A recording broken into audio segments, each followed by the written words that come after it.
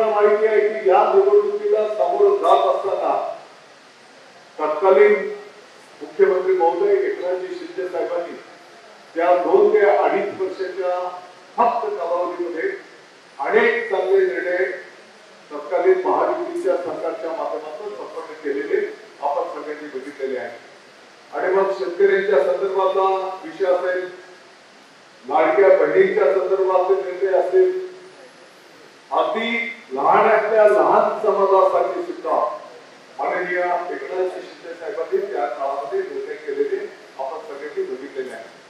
मला वाटतं की परवा नाशिकला करायचं काही कारण नाही, आपला प्रत्येक कार्यकर्ता त्या ठिकाणी निवडून आला पाहिजे यासाठीची सर्व व्यूहरचना पक्षाच्या वतीने त्या ठिकाणी केली जाईल।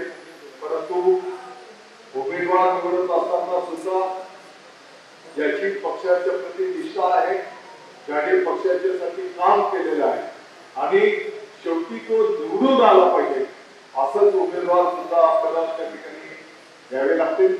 कदाचित एका जागेच्यासाठी 2-3 इच्छुक असतील, 2 सक्षम असतील, परंतु कोणाला तरी पक्षाला शेवटी एकालाच उमेदवारी त्या ठिकाणी देता येईल आणि म्हणून जे कोण 2 शिल्लक राहतील त्यांना सुद्धा मानाचं स्थान त्या ठिकाणी देण्याची जबाबदारी पक्षाची त्या ठिकाणी राहील हे पण मी आपल्याला या निमित्ताने आश्वस्त करतो।